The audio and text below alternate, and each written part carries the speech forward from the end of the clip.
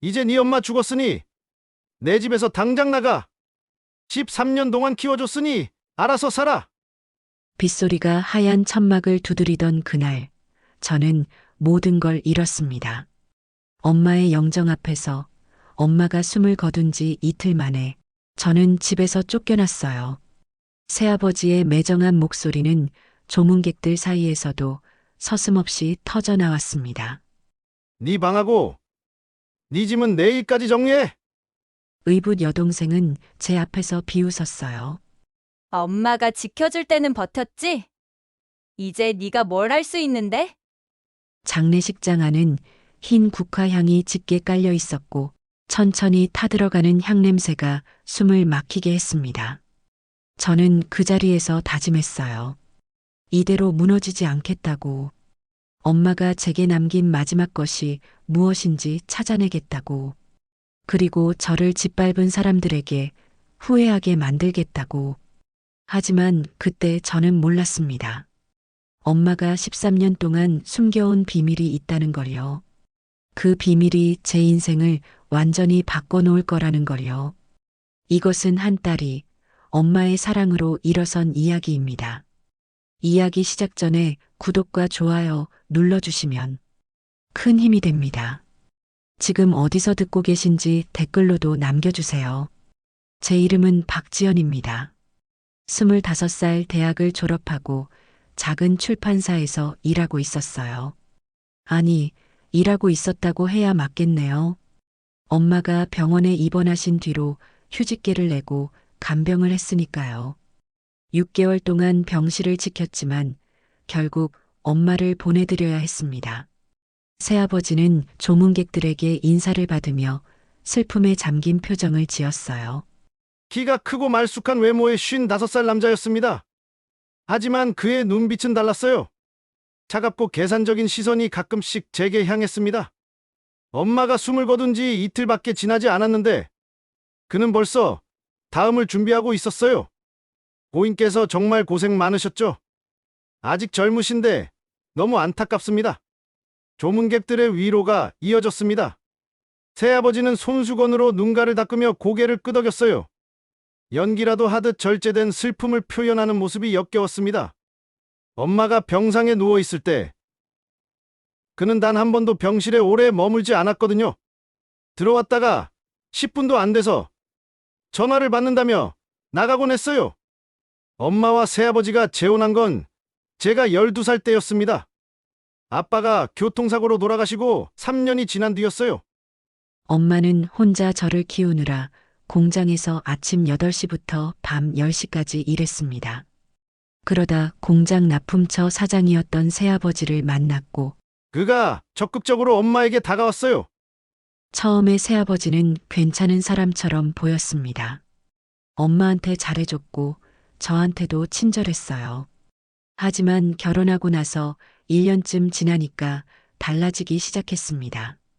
엄마 명의의 집을 담보로 사업 자금을 빌리고 엄마가 모아둔 예금을 자기 사업에 쏟아부었어요. 아버지, 음식 좀 드세요. 의붓 여동생 수진이가 다가와 새아버지의 팔을 붙잡았습니다. 24살의 그녀는 검은 원피스 차림이었지만 화장은 평소처럼 진했어요. 립스틱은 선명한 빨간색이었고 아이라인도 또렷하게 그려져 있었습니다. 장례식장에 어울리지 않는 차림이었지만 그녀는 아랑곳하지 않았어요. 수진이는 제 쪽을 힐끗 보더니 비웃듯 입꼬리를 올렸습니다. 언니, 여기서 멍하니 서 있지만 말고 조문객들 안내 좀 해줘요. 그녀의 목소리는 낮았지만 날카로웠습니다. 주변 사람들이 알아듣지 못하게 속삭이는 투였어요. 하지만 분명히 제게 명령하는 말투였습니다. 저는 아무 대꾸 없이 고개만 끄덕였어요. 엄마의 장례식에서 싸우고 싶지 않았거든요. 수진이는 대학도 제대로 다니지 않고 연예인이 되겠다며 오디션만 쫓아다녔습니다. 성형수술도 몇 차례 했고 고급 옷과 가방을 사모았어요. 엄마한테는 항상 무례하게 굴었습니다. 엄마가 공장 일로 손이 거칠어지자 지저분하다며 식탁에서 같이 밥 먹기 싫다고 했어요. 조문객 한 분이 제 손을 꼭 잡았습니다. 엄마와 함께 공장에서 일하던 영란 이모였어요. 60살쯤 되신 영란 이모의 손은 엄마처럼 거칠고 주름져 있었습니다.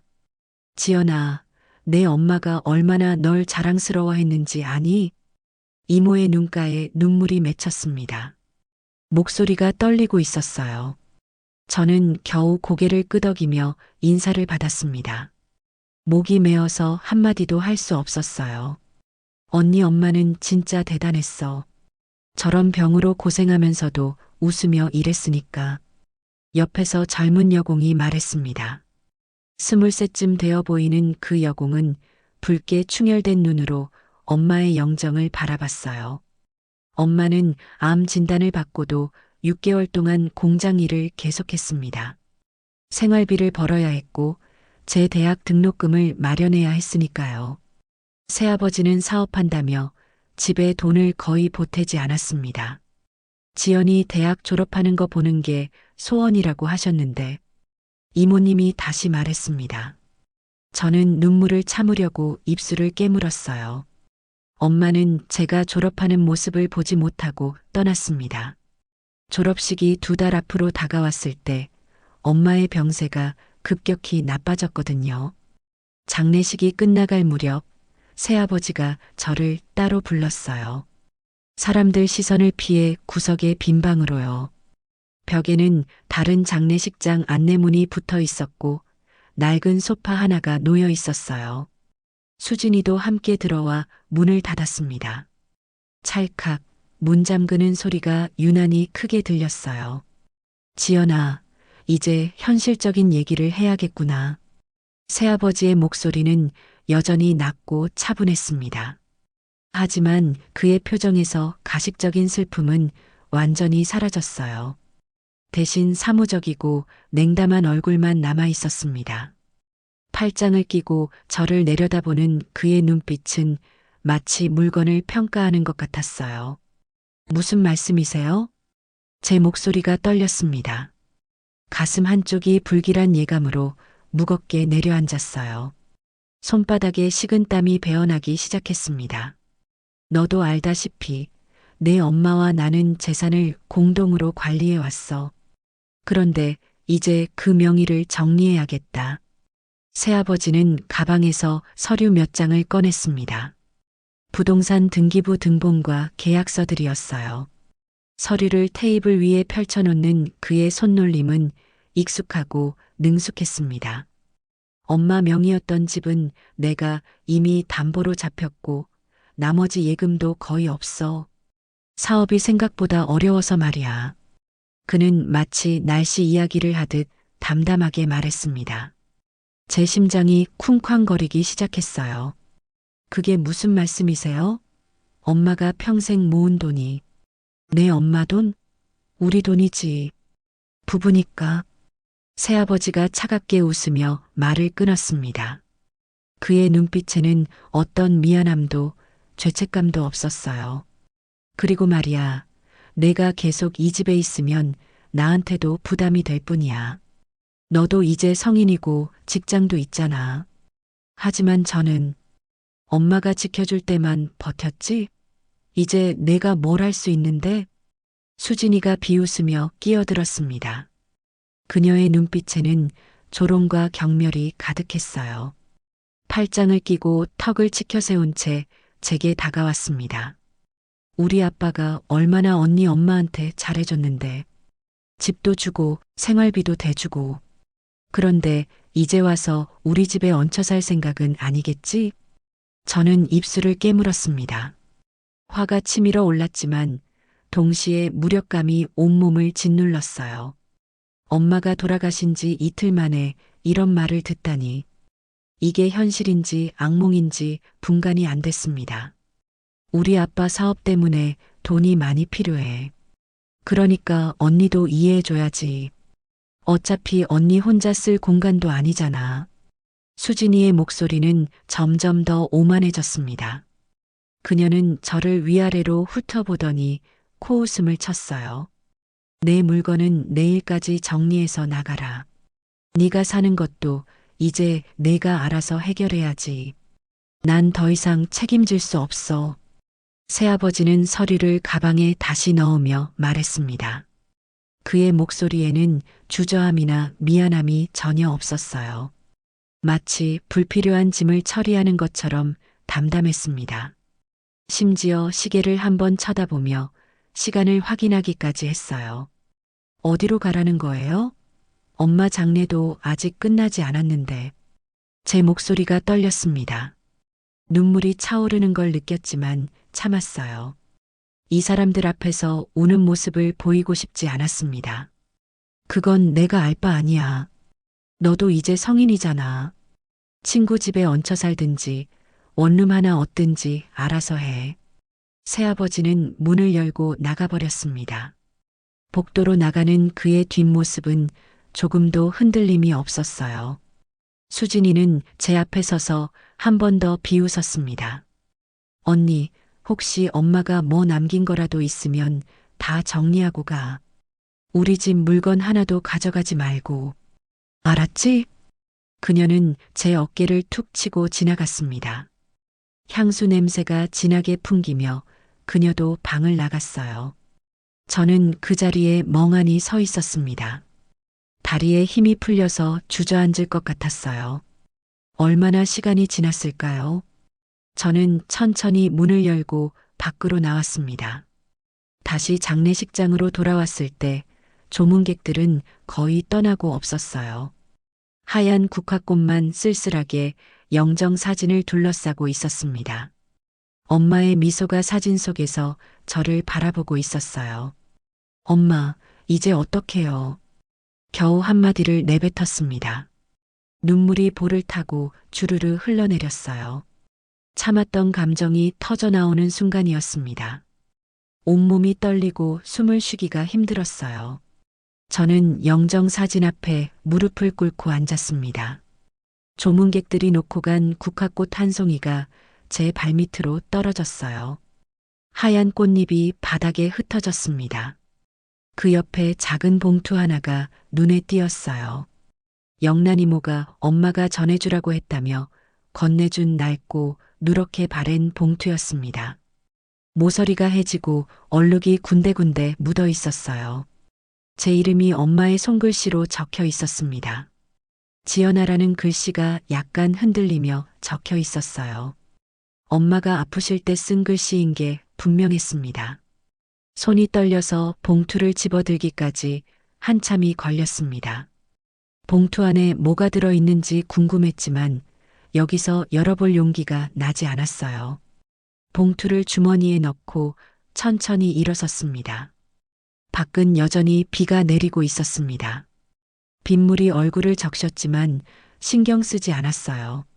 차가운 빗물이 뜨거운 눈물과 섞여 턱을 타고 흘러내렸습니다. 새아버지와 수진이는 이미 차를 타고 떠난 뒤였습니다. 주차장에는 몇 대의 차만 덩그러니 서 있었어요. 저는 홀로 빗속에 서서 엄마가 마지막으로 제게 남긴 것이 무엇인지 궁금했습니다. 그리고 이제 제가 어디로 가야 할지, 무엇을 해야 할지 막막했어요. 제 통장에는 30만 원 정도밖에 남지 않았습니다. 엄마 병원비로 다 써버렸거든요. 회사는 휴직 상태였고 복직한다 해도 월급만으로 방을 얻기는 어려웠어요. 하지만 한 가지는 분명했습니다. 이대로 주저앉을 수는 없었고 엄마가 지켜주려 했던 제 인생을 이제는 제가 지켜야 한다는 것을요. 엄마가 평생 고생하며 지켜온 것들을 그렇게 새아버지한테 빼앗길 수는 없었습니다. 빗소리만이 적막한 장례식장 주차장을 채우고 있었습니다. 저는 주머니 속 봉투를 꼭 쥐었어요.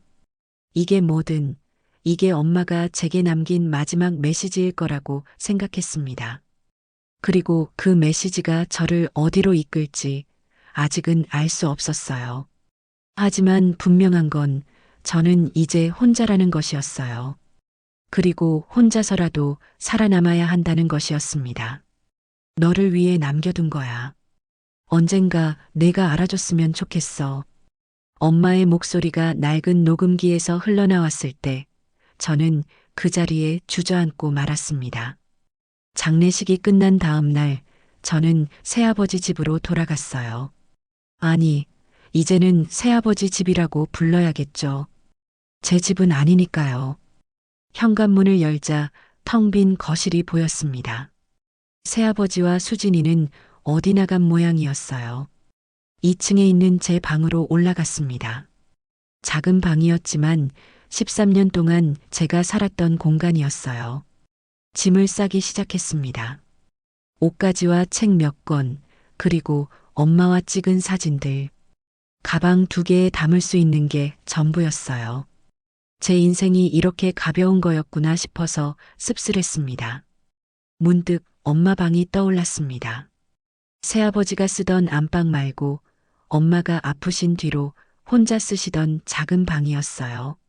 저는 복도를 건너 그 방 앞에 섰습니다. 문손잡이를 잡은 손이 떨렸어요.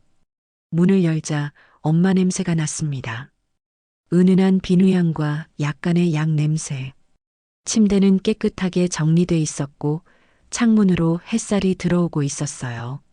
저는 천천히 방 안으로 들어갔습니다. 엄마의 낡은 서랍장이 벽 한쪽에 놓여 있었습니다. 갈색 나무 서랍장은 제가 어릴 때부터 있던 거였어요. 서랍을 열자 엄마의 옷가지와 손수건들이 가지런히 정리돼 있었습니다. 2번째 서랍을 열었을 때 구겨진 서류들이 보였어요. 병원 영수증이었습니다. 여러 장이 고무줄로 묶여 있었어요. 저는 그것을 꺼내서 하나씩 펼쳐봤습니다. 지난 1년 동안 모아놓은 영수증들이었습니다. 암 치료비, 항암제 비용, 입원비. 금액을 보는 순간 숨이 막혔어요. 2천만 원이 넘는 돈이었습니다. 이걸 어떻게, 엄마는 이 돈을 어떻게 마련하셨을까요? 새아버지는 병원비를 대주지 않았습니다. 엄마가 직접 마련하셨다는 얘기였어요. 영수증 사이에 작은 통장이 끼어 있었습니다. 제 이름으로 된 적금 통장이었어요. 잔액은 3,600만 원. 엄마가 매달 100만 원씩 3년 동안 넣어주신 거였습니다. 눈물이 또 흘러내렸습니다. 엄마는 당신이 아픈 와중에도 제 미래를 걱정하셨어요. 병원비를 내면서도 제 적금을 계속 부어주신 거였습니다. 서랍 맨 밑에 낡은 봉투 하나가 더 있었습니다. 어제 장례식장에서 발견한 것과 비슷한 봉투였어요. 저는 조심스럽게 봉투를 열었습니다. 편지와 함께 작은 열쇠 하나가 들어 있었습니다. 노쇠로 된 오래된 열쇠였어요. 편지를 펼쳤습니다. 지연아, 엄마가 너한테 미안해. 아프다는 걸 숨기고 싶었는데 결국 내가 다 알게 됐구나. 내가 회사 그만두고 엄마 간병하는 거 보면서 엄마 마음이 얼마나 아팠는지 몰라. 엄마는 내가 꿈을 이루면서 행복하게 사는 걸 보고 싶었는데 이 열쇠는 인천 송도에 있는 작은 호텔 열쇠야. 내 외할아버지가 옛날에 하시던 호텔이었어. 작은 곳이지만 엄마가 몰래 지켜온 곳이야. 새아버지는 이 호텔에 대해 몰라. 엄마가 너만을 위해 남겨둔 거야. 언젠가 내가 힘들 때 찾아가 봐. 거기 가면 엄마가 준비해둔 게 있어. 사랑한다, 우리 딸. 편지를 읽으며 저는 소리 없이 울었습니다. 손으로 입을 막았지만 흐느끼는 소리가 새어나왔어요. 엄마는 돌아가시기 전까지 저를 생각하셨습니다. 제가 새아버지한테 쫓겨날 거라는 것도, 제가 힘들어할 거라는 것도 다 아셨던 거예요. 인천 송도의 호텔. 저는 그런 곳이 있는지도 몰랐습니다. 외할아버지는 제가 태어나기 전에 돌아가셨고, 엄마는 외할아버지 얘기를 거의 하지 않으셨어요. 문득 어릴 때 기억이 떠올랐습니다. 제가 7살쯤 됐을 때였어요. 엄마 손을 잡고 큰 건물에 간 적이 있었습니다. 낡은 호텔 같았는데 엄마가 어떤 할아버지와 이야기하는 동안 저는 로비에서 기다렸어요. 엄마, 여기가 그곳이었구나. 저는 열쇠를 꼭 쥐었습니다. 그리고 엄마의 편지를 다시 한번 읽었어요. 읽을수록 가슴이 먹먹해졌습니다. 서랍을 다시 뒤지다가 낡은 수첩 하나를 발견했습니다. 엄마의 일기장이었어요. 펼쳐보니 2년 전부터 쓰신 일기들이 빼곡히 적혀 있었습니다. 5월 3일. 오늘 병원에서 암 진단을 받았다. 의사 선생님이 4개월에서 1년이라고 했다. 지연이한테 말할 수가 없다. 아직 대학 다니면서 꿈을 키우고 있는데 이 애한테 짐이 되고 싶지 않다. 7월 15일. 남편한테 치료비를 달라고 했더니 사업 자금이 부족하다며 거절했다. 이 사람이 내 집을 담보로 대출받은 돈이 2억인데 내 치료비 2천만 원도 안 내주다니. 하지만 괜찮다. 내가 호텔 임대료로 모아둔 돈이 있으니까. 10월 22일. 수진이가 또 나한테 욕을 했다. 지저분하다고, 아프면 혼자 방에 있으라고. 지연이가 그 얘기를 듣고 수진이한테 따졌더니 수진이가 지연이한테도 소리를 질렀다. 지연아, 미안해. 엄마가 재혼을 하는 게 꽤 잘못이었어. 1월 8일. 오늘 호텔에 다녀왔다. 박 지배인님이 임대료를 현금으로 줬다. 지연이를 위해 모아둔 돈이 5천만 원이 됐다. 호텔 건물 명의를 지연이 앞으로 바꿔놨다. 남편은 이 사실을 모른다. 내가 죽어도 지연이가 쫓겨나지 않도록 해야 한다. 저는 일기를 읽으며 엄마가 혼자 얼마나 고생하셨는지 알게 됐습니다. 새아버지는 엄마가 아픈데도 냉대했고 수진이는 엄마를 무시했어요. 그런 상황에서도 엄마는 저를 위해 돈을 모으고 호텔을 지키셨습니다. 일기장 마지막 장에는 짧은 글이 적혀 있었습니다. 이제 시간이 얼마 안 남은 것 같다. 지연아, 엄마는 내가 강한 아이로 자라길 바랐어. 새아버지한테 의지하지 말고 내 힘으로 살아가길 바래. 호텔에 가면 엄마가 내게 주고 싶었던 모든 게 있어. 부디 행복해라. 그날은 엄마가 돌아가시기 3일 전이었습니다. 엄마는 마지막 순간까지 저를 생각하셨어요. 저는 일기장과 편지, 그리고 열쇠를 가방에 넣었습니다. 그리고 엄마 방을 마지막으로 둘러봤어요. 이 방에서 엄마가 혼자 얼마나 외로우셨을까 생각하니 또 눈물이 났습니다. 엄마, 제가 꼭 지킬게요. 엄마가 남겨주신 것들. 저는 엄마 방을 나와 제 방으로 돌아갔습니다. 가방을 챙기고 집을 나서려는데 현관문이 열렸어요. 새아버지와 수진이가 들어왔습니다. 벌써 짐 쌌구나. 새아버지가 무표정하게 말했습니다. 수진이는 제 가방을 힐끗 보더니 코웃음을 쳤어요. 이게 전부야? 13년 살았는데 가방 2개? 내 거는 이게 전부야. 제 목소리는 의외로 차분했습니다. 어제까지만 해도 떨렸는데 오늘은 달랐어요. 엄마가 남겨주신 것들을 알게 된 뒤로 제게 힘이 생겼습니다. 그럼 잘 가라. 앞으로 연락하지 마. 새아버지는 거실로 들어가 버렸습니다. 수진이는 제 앞에 서서 팔짱을 꼈어요. 언니, 혹시 우리 집 물건 안 가져갔지?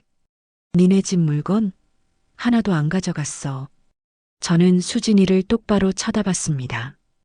예전 같았으면 피했을 시선이었지만 이제는 아니었어요. 다행이네. 그럼 잘 살아, 언니. 수진이는 비웃으며 계단을 올라갔습니다. 저는 현관문을 열고 밖으로 나왔어요. 문을 닫는 순간 제 뒤로 13년의 시간이 닫히는 기분이었습니다. 택시를 타고 인천 송도로 향했습니다. 엄마 편지에 적힌 주소를 기사님께 보여드렸어요. 송도 해변가 부근의 오래된 구도심이었습니다. 아가씨, 거기 오래된 동네예요. 호텔이라고 하셨죠? 네, 작은 호텔이 있다고 들었어요. 아, 송도 비치 호텔 말씀하시는 건가? 거기 한 20년 됐을 거예요. 택시는 1시간쯤 달려서 목적지에 도착했습니다. 낡은 15층짜리 건물이 보였어요. 송도 비치 호텔이라는 간판이 바래져 있었습니다. 호텔 입구는 잠겨 있었습니다. 하지만 옆쪽에 작은 문이 하나 있었어요. 저는 엄마가 주신 열쇠로 문을 열었습니다. 삐걱. 오래된 문이 열리는 소리가 났습니다. 안으로 들어가니 어두운 복도가 나왔어요. 먼지 냄새와 곰팡이 냄새가 났습니다. 복도 끝에 계단이 보였고 지하로 내려가는 표지판이 있었어요. 저는 조심스럽게 계단을 내려갔습니다. 지하 창고였습니다. 창고 문을 열자 박스들이 쌓여 있었어요. 그리고 책상 하나와 낡은 금고가 보였습니다. 책상 위에 작은 녹음기가 놓여 있었어요. 저는 녹음기를 켰습니다. 엄마의 목소리가 흘러나왔습니다. 지연아, 엄마 목소리 들리니? 이 호텔은 내 외할아버지가 평생 일하신 곳이야. 할아버지가 돌아가신 뒤로 엄마가 지켜왔어. 새아빠는 이 호텔 존재를 몰라. 엄마가 너만을 위해 남겨둔 거야. 이 건물 명의는 이미 내 이름으로 바꿔놨어. 금고 안에 서류가 다 있어. 비밀번호는 내 생일이야. 엄마는 내가 이 호텔로 새 시작을 했으면 좋겠어. 사랑한다, 우리 딸. 녹음이 끝났습니다. 저는 그 자리에 주저앉았어요. 엄마가 이렇게까지 준비해 두셨다니. 금고를 열었습니다. 금고 안에는 서류 뭉치와 통장 몇 개가 들어 있었습니다. 부동산 등기부 등본을 펼쳤어요. 호텔 건물 명의가 제 이름으로 돼 있었습니다. 엄마가 돌아가시기 석 달 전이었습니다. 통장을 열어봤습니다. 5천만 원이 들어 있었어요. 엄마가 호텔 임대료로 모은 돈이었습니다. 저는 울면서 웃었습니다. 엄마는 제가 새아버지한테 쫓겨날 걸 아셨어요. 그래서 이 모든 걸 준비해 두신 거였습니다. 엄마, 고마워요. 정말 고마워요. 저는 금고를 안고 울었습니다. 이제 저는 혼자가 아니었어요. 엄마가 남겨주신 희망이 있었습니다. 내가 다시 이 집에서 상처받지 않길. 엄마의 마지막 말이 계속 귓가에 맴돌았습니다. 호텔 지하 창고를 나와 다시 지상으로 올라왔을 때 밖은 어느새 어두워져 있었어요. 저녁 7시쯤 됐을 겁니다. 하늘에서 빗방울이 떨어지기 시작했어요. 호텔 로비는 텅 비어 있었습니다. 오래된 소파와 카운터, 먼지 쌓인 샹들리에. 20년 전에는 손님들로 북적였을 곳이었겠죠. 지금은 시간이 멈춘 것처럼 고요했습니다. 저는 카운터 뒤에 있는 의자에 앉았어요. 가방에서 엄마가 남긴 서류들을 꺼내 하나씩 살펴봤습니다. 호텔 임대 계약서가 여러 장 있었어요. 2층부터 4층까지는 원룸으로 개조돼서 대학생들한테 임대하고 있었습니다. 그들은 정문이 아닌 다른 통로로 다니고 있는 것 같았습니다. 한 달에 40만 원씩 15개 방이 모두 임대 중이었어요. 1층은 비어 있었고 지하는 창고로 쓰이고 있었습니다. 계산해 보니 한 달 임대 수입이 600만 원 정도였습니다. 관리비와 세금을 빼면 400만 원 정도 남겠더라고요. 엄마는 이 돈을 제 앞으로 모아두신 거였어요. 문득 현실이 실감났습니다. 저는 이제 호텔 건물주였습니다. 28살에 건물을 소유하게 된 거예요. 믿기지 않았습니다. 휴대전화가 울렸습니다. 대학 친구 민지였어요. 지연아, 괜찮아? 장례식 끝나고 연락이 없어서 걱정했어. 응, 괜찮아. 지금 좀 정리하는 중이야. 어디 있어? 집에? 아니, 인천에 있어. 인천? 거기는 왜? 저는 잠시 망설였습니다. 민지한테 이 모든 상황을 설명할 수 있을까요? 새아버지한테 쫓겨났다는 것, 엄마가 호텔을 남겨줬다는 것. 나중에 자세히 얘기해 줄게. 지금은 좀 정신이 없어서. 알았어. 힘들면 언제든지 전화해. 내가 가서 도와줄게. 고마워, 민지야. 전화를 끊고 나니 다시 고요해졌습니다. 빗소리만 창문을 두드리고 있었어요. 저는 창밖을 바라봤습니다. 송도 거리는 한산했습니다. 가로등 불빛만 비에 젖어 반짝이고 있었어요. 저는 문득 제가 정말 혼자라는 걸 느꼈습니다. 엄마도 없고 집도 없고 돌아갈 곳도 없었어요. 하지만 이 호텔이 있었습니다.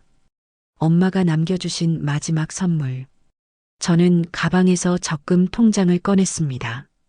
3,600만 원이 들어있는 통장. 그리고 호텔 금고에서 가져온 5천만 원. 모두 합치면 8천만 원이었습니다. 이 돈으로 뭘 할 수 있을까요? 호텔을 다시 운영할 수 있을까요? 아니면 이대로 원룸 임대만 계속할까요? 제 머릿속이 복잡해졌습니다. 출판사는 휴직 상태였고 복직하려면 일주일 안에 연락해야 했어요. 하지만 서울로 돌아가면 살 곳이 없었습니다. 보증금 500만 원에 월세 50만 원짜리 원룸도 구하기 힘들었어요. 그렇다면 여기 호텔에서 살면 어떨까요? 1층을 정리해서 제 공간으로 만들고 호텔을 제대로 운영해 보는 거예요. 엄마가 지켜온 이 공간을 제가 이어받는 겁니다.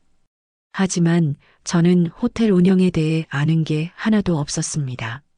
출판사에서 편집 일만 했지 사업은 해본 적이 없었어요. 할 수 있을까요? 빗소리가 점점 거세졌습니다. 저는 로비 소파에 누웠어요. 천장을 바라보며 생각에 잠겼습니다. 엄마라면 뭐라고 하셨을까요? 지연아, 넌 할 수 있어. 엄마가 믿는다. 엄마는 항상 저를 믿어주셨어요. 제가 대학 입학할 때도 출판사 취직했을 때도 엄마는 제일 먼저 축하해 주셨습니다. 엄마, 저 할 수 있을까요? 텅 빈 로비에 제 목소리만 울렸습니다. 대답은 없었지만 엄마가 옆에 계신 것 같았어요. 저는 일어나서 호텔을 둘러보기로 했습니다.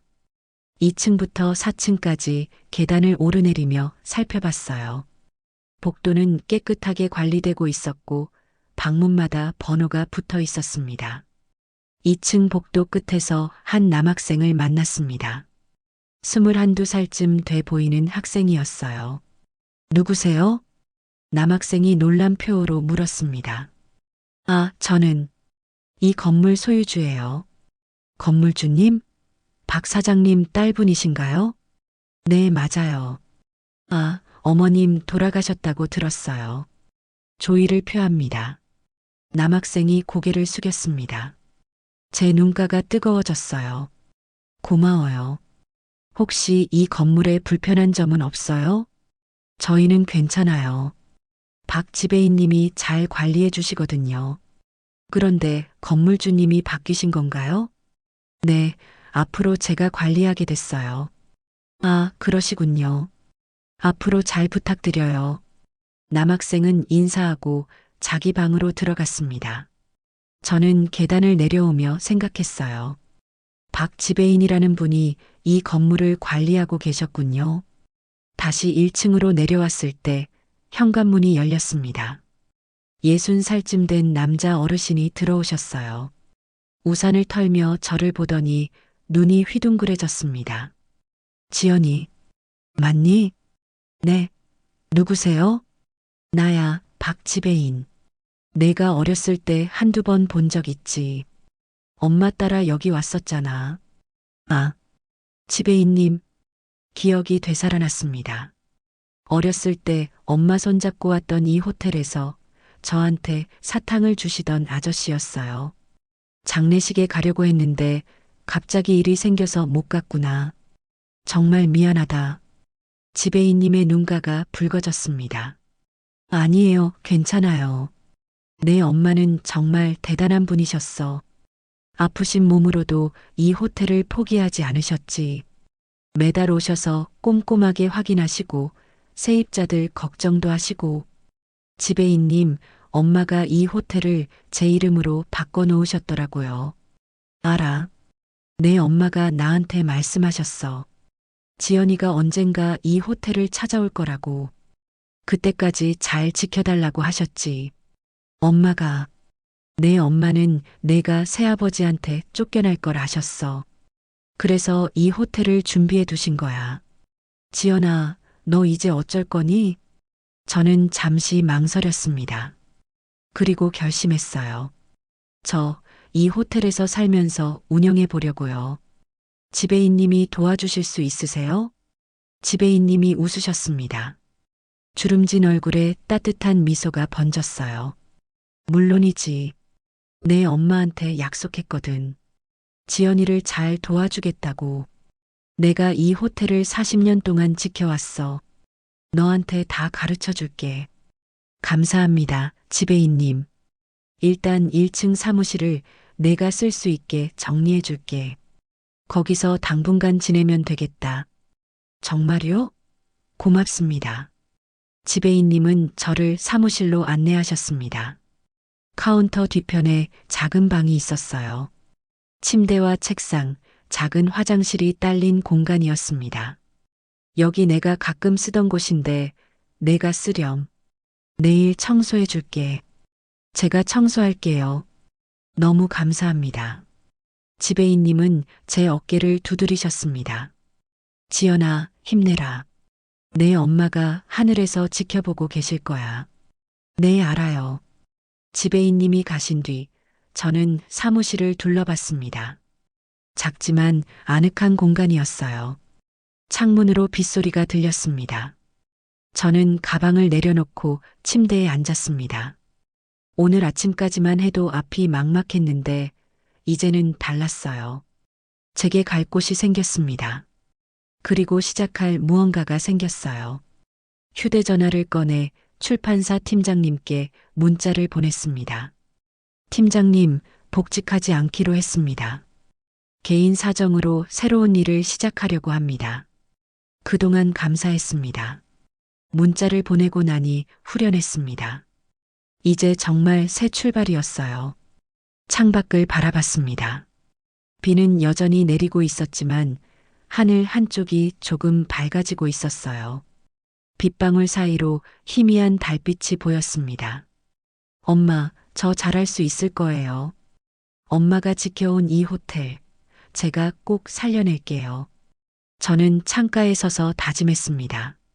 새아버지한테 빼앗긴 것들이 아깝지 않았어요. 엄마가 남겨주신 이 호텔이 훨씬 소중했으니까요. 그날 밤 저는 처음으로 제 공간에서 잠들었습니다. 엄마가 남겨주신 호텔에서 빗소리를 들으며 저는 새로운 꿈을 꿨어요. 이 호텔이 다시 사람들로 북적이는 꿈. 엄마가 웃으며 제 옆에 서 계신 꿈. 내일부터는 정말 새로운 시작이었습니다. 호텔에서 첫날 밤을 보낸 다음 날 아침이었어요. 박 지배인님이 일찍 오셔서 아침 식사를 챙겨주셨습니다. 지연아, 오늘 너한테 보여줄 게 있어. 무엇인데요? 내 엄마가 남긴 것들이야. 지하 창고에 더 있거든. 저는 지배인님을 따라 다시 지하로 내려갔습니다. 어제 찾았던 창고보다 더 안쪽으로 들어갔어요. 숨겨진 문이 하나 더 있었습니다. 이 문은 내 외할아버지가 만드신 거야. 중요한 서류를 보관하는 곳이지. 지배인님이 문을 열었습니다. 작은 방 같은 공간이 나타났어요. 벽면에는 선반이 가득했고 오래된 박스들이 정리돼 있었습니다. 여기 있는 게 다 뭐예요? 내 외할아버지가 호텔 운영하시면서 모은 자료들이야. 장부, 사진, 손님 명부, 그리고 지배인님이 한쪽 선반에서 낡은 파일 하나를 꺼냈습니다. 이 건물 설계도와 원래 계약서들이야. 파일을 펼쳐보니 호텔 설계도가 나왔습니다. 70년대에 그려진 것 같았어요. 건물 구조가 자세히 나와 있었습니다. 우와, 이렇게 오래된 거였어요? 이 호텔은 1975년에 지어졌어. 내 외할아버지가 젊으실 때 지으신 거지. 당시에는 송도에서 제일 좋은 호텔이었어. 지배인님의 목소리에 자부심이 묻어났습니다. 외할아버지는 어떤 분이셨어요? 엄마가 말씀을 별로 안 하셔서 훌륭한 분이셨지. 손님 한 분 한 분을 가족처럼 대하셨어. 하지만 80년대 말에 사업이 어려워지셨지. 큰 호텔들이 생기면서 손님이 줄었거든. 지배인님이 또 다른 박스를 꺼냈습니다. 박스 안에는 사진들이 가득했어요. 이게 내 외할아버지 사진이야. 흑백 사진 속에 정장을 입은 남자가 서 계셨습니다. 엄마를 닮으셨어요. 아니, 엄마가 외할아버지를 닮으신 거겠죠. 외할아버지가 돌아가신 뒤에 엄마가 이 호텔을 물려받으신 거예요? 그렇지. 내 엄마가 25살 때였어. 하지만 당시에 엄마는 공장에서 일하고 있었고 너를 키우느라 바빴지. 그래서 나한테 관리를 맡기셨어. 그럼 지배인님이 20년 넘게 이 호텔을 지켜오신 거네요. 38년이야, 정확히는. 난 내 외할아버지 밑에서 18년 일했고 내 엄마 밑에서 20년 일했지. 지배인님의 눈가가 촉촉해졌습니다. 내 엄마는 힘들 때마다 여기 와서 외할아버지 사진을 보곤 하셨어. 그리고 나한테 말씀하셨지. 지배인님, 이 호텔만큼은 꼭 지연이한테 물려주고 싶어요. 제가 지켜온 마지막 자존심이에요라고. 저는 또 눈물이 났습니다. 엄마가 이 호텔을 얼마나 소중히 여기셨는지 알 수 있었어요. 여기 이것도 봐라. 지배인님이 오래된 장부를 펼쳤습니다. 엄마의 손글씨로 빼곡히 적혀 있었어요. 내 엄마가 매달 호텔 수입과 지출을 기록하신 거야. 20년 동안 한 달도 빠짐없이 쓰셨어. 장부를 넘겨보니 엄마의 꼼꼼한 성격이 느껴졌습니다. 임대료 수입, 관리비, 수리비, 세금까지 모두 기록돼 있었어요. 지연아, 내 엄마는 이 호텔로 번 돈을 단 한 푼도 낭비하지 않으셨어. 전부 내 이름으로 저금하셨지. 심지어 암 진단받고도 치료비를 이 돈으로 쓰지 않으려고 하셨어. 그럼 엄마는 어떻게 해? 내 엄마가 따로 일해서 번 돈으로 치료하셨어. 공장 일 말고도 심야 청소 일을 하셨거든.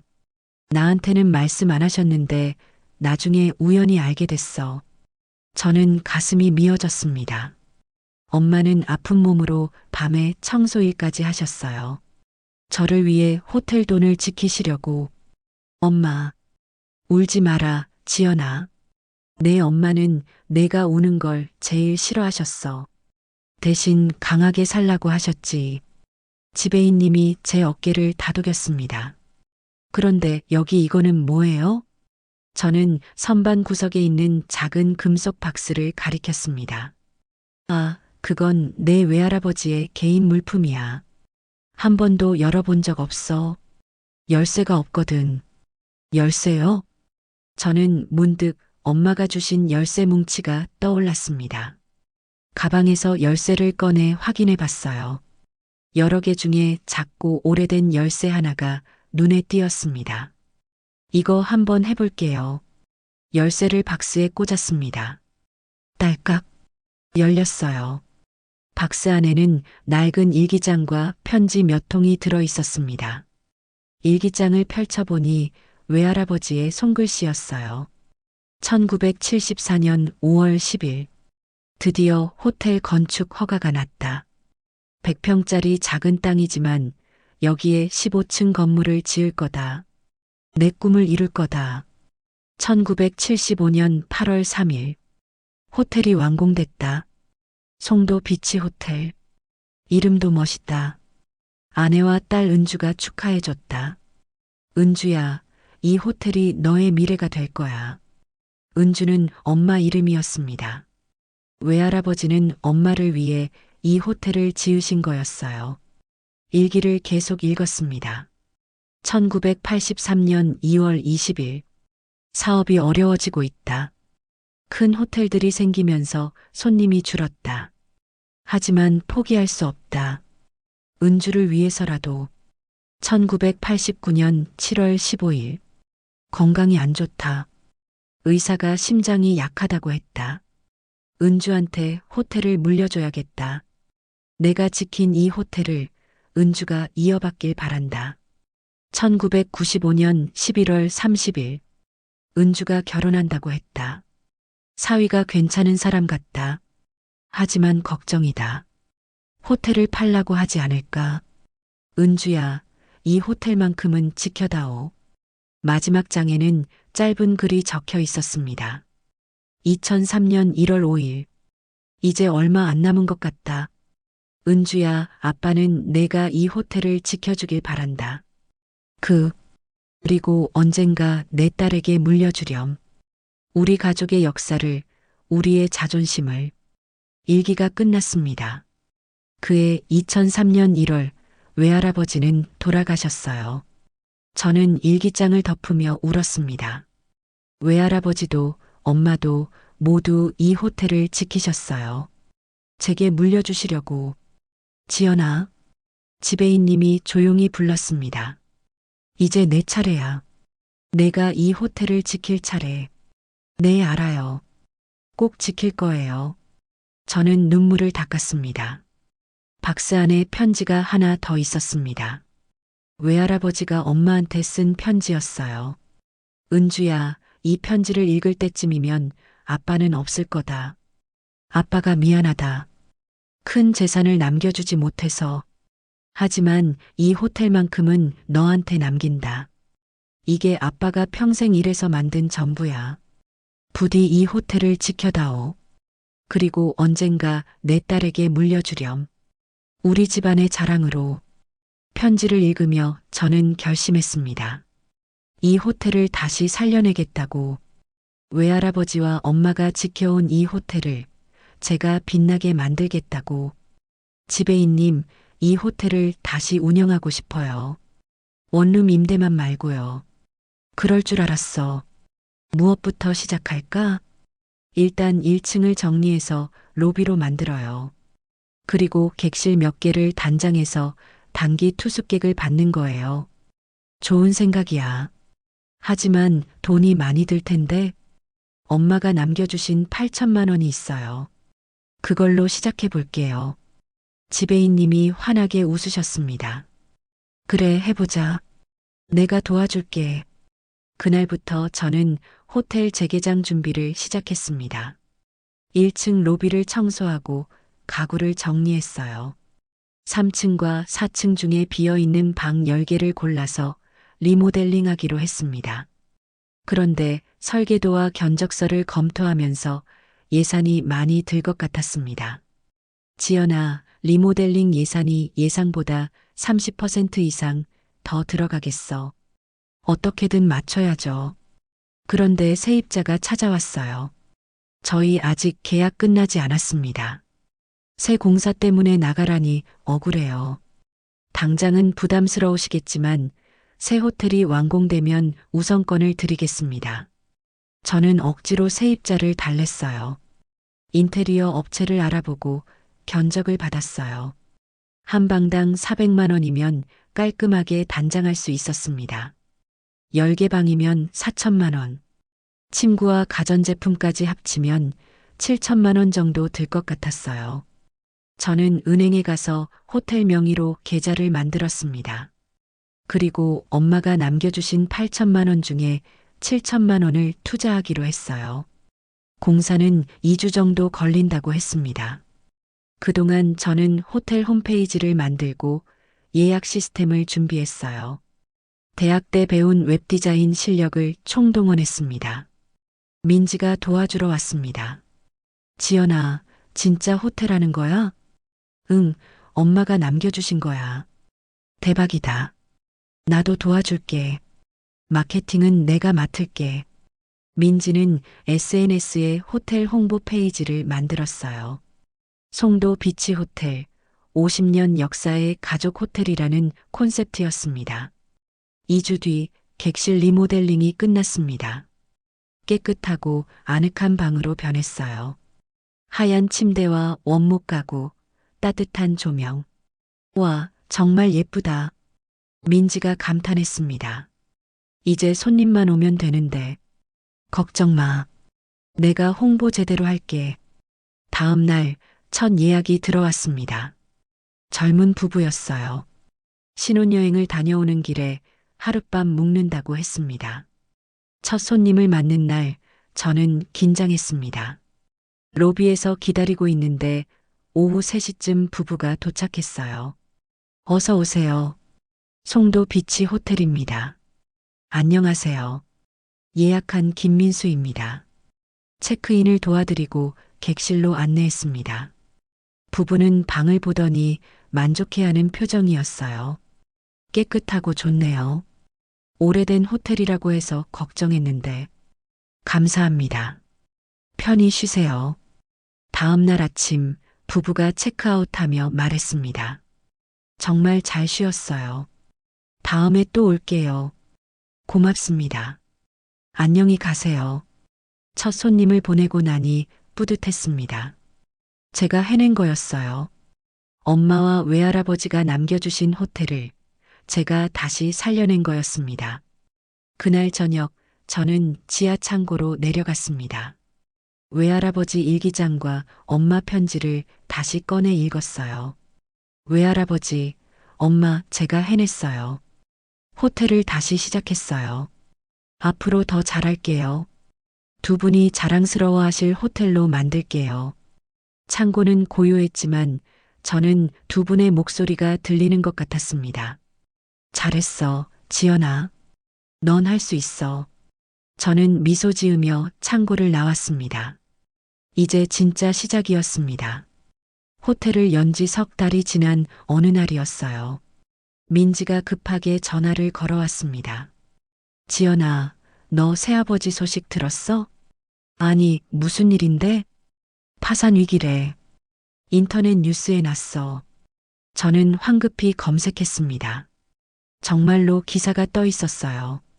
부동산 투자 실패한 중소기업 사장, 사채 빚에 시달려 1년 전부터 부동산 투자 실패가 이어졌고 최근 파산 위기에 몰렸다.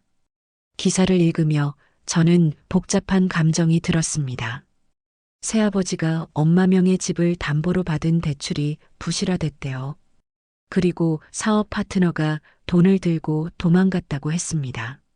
남은 빚이 3억 원. 새아버지는 집도 회사도 잃게 생겼다고 했어요. 자업자득이네. 민지가 차갑게 말했습니다. 그래도, 뭐가 그래도야? 지연이 엄마한테 그렇게 했으면서. 민지 말이 맞았습니다. 하지만 웃기게도 제 마음 한쪽이 불편했어요. 아무리 나쁜 사람이어도 13년을 함께 살았던 가족이었으니까요. 한 달 뒤 더 충격적인 소식이 들려왔습니다. 수진이가 연예계 스캔들에 휘말렸대요. 한 재벌 남성과의 불륜 의혹이 파파라치 사진으로 터진 거였습니다. 인터넷은 난리였어요. 수진이의 SNS에는 악플이 쏟아졌고 그녀가 준비하던 드라마 출연도 취소됐습니다. 금수저 코스프레하던 여자 알고 보니 빚쟁이 딸. 기사 제목들이 점점 더 자극적이 됐어요. 수진이의 과거가 하나씩 파헤쳐졌습니다. 성형수술 이력, 사치스러운 생활, 거짓말까지. 저는 기사를 보다가 문득 멈췄습니다. 엄마 장례식 때 수진이가 했던 말이 떠올랐어요. 엄마가 지켜줄 때만 버텼지? 그때는 제게 한 말이었지만 이제 보니 수진이한테도 해당되는 말이었습니다. 새아버지가 돈이 있을 때만 버틸 수 있었던 거예요. 어느 날 저녁 지배인님이 심각한 표정으로 오셨습니다. 지연아, 오늘 이상한 사람이 호텔 앞에서 서성이더라. 어떤 사람이요? 50대 남자인데 새아버지님이 아닐까 싶어서 제 심장이 철렁했습니다. 정말요? 확실하진 않아. 하지만 건물을 계속 쳐다보더라고. 혹시 모르니 조심해라. 그날 밤 저는 잠을 이룰 수가 없었습니다. 새아버지가 호텔 존재를 알게 된 걸까요? 엄마가 이 호텔을 숨겨두셨는데 어떻게 알았을까요? 다음 날 아침 답이 나왔습니다. 새아버지가 호텔 로비로 들어온 거예요. 저는 카운터에 앉아 있다가 그를 봤습니다. 4개월 만에 보는 새아버지는 완전히 다른 사람 같았어요. 수척한 얼굴, 구겨진 옷, 피곤한 눈빛. 오래간만이구나, 지연아. 새아버지의 목소리는 예전처럼 차갑지 않았습니다. 오히려 기운이 없어 보였어요. 무슨 일로 오셨어요? 저는 최대한 담담하게 물었습니다. 내가 여기 있다는 얘기를 들었어. 이게 내 엄마가 숨겨둔 건물이구나. 어떻게 아셨어요? 부동산 등기부를 뒤지다가 알게 됐지. 내 이름으로 된 건물이 있더라고. 박은주 명의였던 게 내 명의로 바뀐 거 보고 알았어. 새아버지는 로비를 둘러봤습니다. 그의 눈빛에 복잡한 감정이 스쳤어요. 내 엄마는 정말 똑똑한 사람이었어. 나한테 들키지 않고 이걸 지켜냈잖아. 엄마는 당신을 믿을 수 없었으니까요. 제 목소리가 차가워졌습니다. 새아버지는 쓴웃음을 지었어요. 맞아. 내 말이 맞아. 나는 내 엄마를 제대로 대하지 않았어. 그걸 인정한다. 그걸 인정한다고 뭐가 달라져요? 아무것도 달라지지 않겠지. 하지만, 지연아, 내가 도움을 청하러 왔어. 저는 어이가 없었습니다. 도움요? 나 지금 파산 직전이야. 빚쟁이들이 매일 찾아오고 집도 경매 넘어갔어. 제발 좀 도와줄 수 없겠니? 제가 왜 도와드려야 하는데요? 우리 13년 동안 가족이었잖아. 가족이요? 저는 비웃었습니다. 가족이 엄마 장례식에서 딸을 쫓아내나요? 가족이 아픈 사람 치료비도 안 대주나요? 새아버지는 할 말이 없는 듯 고개를 숙였습니다. 미안하다. 정말 미안해. 미안하다고 용서받을 수 있을 거라고 생각하세요? 용서는 바라지 않아. 그냥 조금만 도와줘. 1,000만 원만. 아니, 500만 원만이라도. 저는 새아버지를 똑바로 쳐다봤습니다. 그의 눈빛에서 절박함이 보였어요. 하지만 저는 단호했습니다. 안 돼요. 이 돈은 엄마가 평생 고생해서 모은 거예요. 당신한테 한 푼도 줄 수 없어요. 지연아, 돌아가세요. 다시는 이 호텔에 오지 마세요. 새아버지의 얼굴이 일그러졌습니다. 분노와 좌절이 뒤섞인 표정이었어요. 결국 너도 똑같구나. 돈 앞에서는 차갑게 변하는 거. 아니에요. 저는 당신처럼 남의 돈을 탐내는 사람이 아니에요. 제 걸 지키는 것뿐이에요. 새아버지는 한참을 저를 쳐다봤습니다. 그러더니 고개를 돌렸어요. 내 엄마를 닮았구나. 완고하고 냉정한 면이. 엄마는 냉정한 게 아니라 강한 거였어요. 당신 같은 사람한테 당하지 않으려고 강해진 거예요. 새아버지는 대꾸하지 않고 나갔습니다. 문이 닫히는 소리가 크게 울렸어요. 저는 그 자리에 서서 한참을 멍하니 있었습니다. 손이 떨렸어요. 화가 났지만 동시에 슬펐습니다. 지배인님이 다가왔습니다. 괜찮니? 네, 괜찮아요. 잘했어. 내가 잘한 거야. 근데 지배인님, 제가 너무 냉정한 걸까요? 아니야. 내 엄마를 위해 당연히 해야 할 일이었어. 새아버지는 내 엄마한테 빚진 게 너무 많아. 이제라도 자기 잘못을 깨달아야지. 그날 밤 저는 엄마 사진을 보며 생각했습니다. 제가 잘한 걸까요? 가족이었던 사람을 그렇게 냉정하게 대해도 되는 걸까요? 하지만 엄마라면 뭐라고 하셨을까요? 지연아, 넌 옳은 일을 한 거야. 엄마는 분명 그렇게 말씀하셨을 거예요. 일주일 뒤 새아버지 집이 경매로 넘어갔다는 소식을 들었습니다. 그리고 새아버지와 수진이가 작은 월세방으로 이사했다고 하더라고요. 사업은 완전히 망했고 빚쟁이들이 계속 찾아온다고 했습니다. 인터넷에는 새아버지에 대한 기사가 올라왔어요. 전 부인의 재산에 기댔던 사업가, 결국 파산. 기사는 새아버지가 엄마 재산을 이용해 사업했다는 걸 폭로했습니다. 엄마 명의 집을 담보로 대출받았고 엄마 예금도 빼돌렸다고 나와 있었어요. 댓글에는 비난이 쏟아졌습니다. 죽은 부인 재산 축낸 인간. 딸까지 내쫓았다며? 자업자득이다. 저는 기사를 읽으며 씁쓸했습니다. 새아버지가 자초한 일이었지만 이렇게까지 망가질 줄은 몰랐어요. 그날 저녁 수진이한테서 문자가 왔습니다. 언니, 제발 좀 도와주세요. 아빠가 너무 힘들어하세요. 우리 이제 어디 갈 데도 없어요. 저는 한참을 문자를 쳐다봤습니다. 그리고 답장을 보냈어요. 미안하지만 도와줄 수 없어. 너희가 엄마한테 했던 것을 생각해봐. 수진이한테서 더 이상 연락은 오지 않았습니다. 그날 밤 저는 호텔 옥상에 올라갔습니다. 송도 바다가 보이는 곳이었어요. 바람이 차가웠습니다. 엄마, 제가 잘한 거죠? 그 사람들 도와주지 않은 거? 대답은 없었지만 바람이 제 뺨을 스쳤습니다. 마치 엄마가 쓰다듬어 주시는 것 같았어요. 제가 냉정해 보일 수도 있겠지만 엄마가 지켜주신 걸 지키는 게 맞는 거잖아요. 별이 하늘에 가득했습니다. 저는 별을 보며 다짐했어요. 새아버지가 어떻게 되든 저는 제 길을 가겠다고. 엄마가 남겨주신 이 호텔을 절대 놓치지 않겠다고. 새아버지의 몰락은 시작에 불과했습니다. 앞으로 더 많은 일들이 벌어질 거라는 걸 저는 아직 몰랐어요. 이 호텔은 어머니가 남긴 희망입니다. 더럽힌 사람들은 이제 발을 들이지 못할 겁니다. 제 목소리가 기자회견장에 울려 퍼졌습니다. 호텔 재개관 6개월 만에 저는 언론 앞에 섰어요. 오늘은 호텔 전면 리뉴얼 오픈을 발표하는 날이었습니다. 카메라 플래시가 터졌습니다. 10여 명의 기자들이 앞에 앉아 있었어요.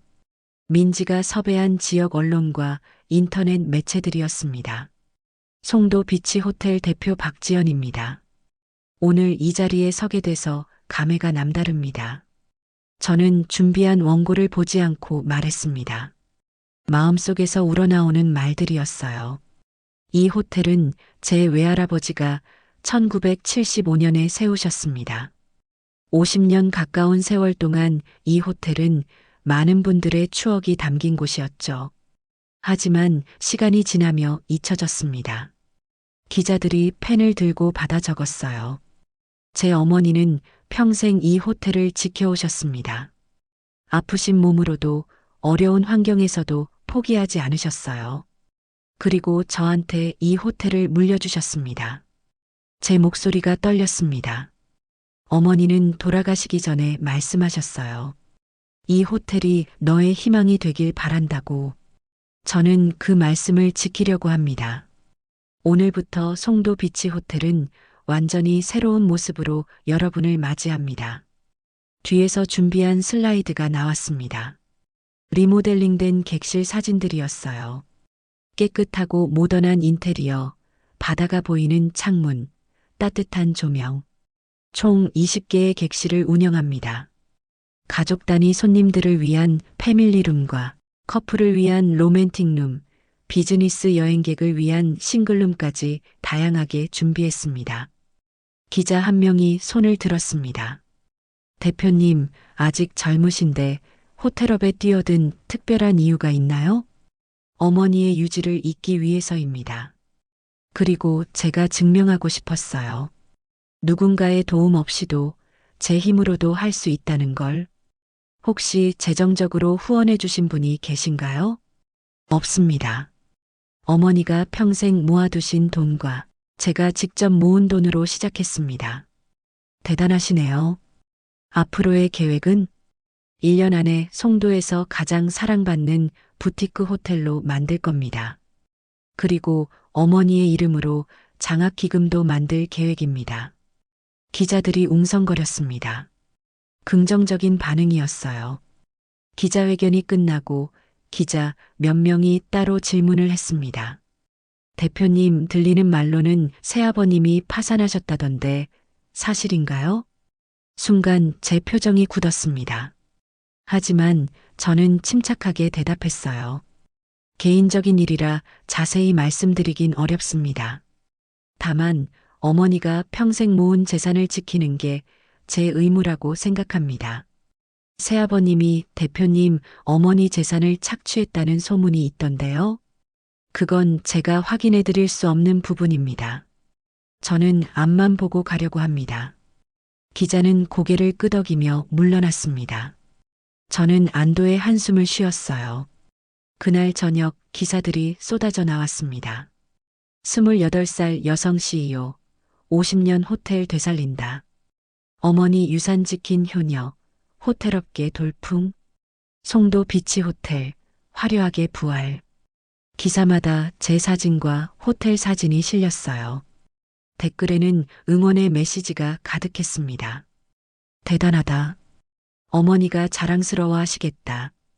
꼭 성공하길 바란다. 민지가 신나서 전화했습니다. 지연아, 대박이야. 예약 문의가 벌써 20건 넘게 들어왔어. 진짜? 응. 내일 아침 뉴스에도 나간대. 이제 진짜 시작이야. 저는 기뻤습니다. 하지만 동시에 긴장됐어요. 이제 진짜 책임을 져야 했으니까요. 다음 날 더 놀라운 일이 일어났습니다. 새아버지의 사업 파트너였던 사람이 구속됐다는 뉴스가 나온 거예요. 횡령과 사기 혐의였습니다. 그리고 그 과정에서 새아버지가 저지른 일들도 드러났습니다.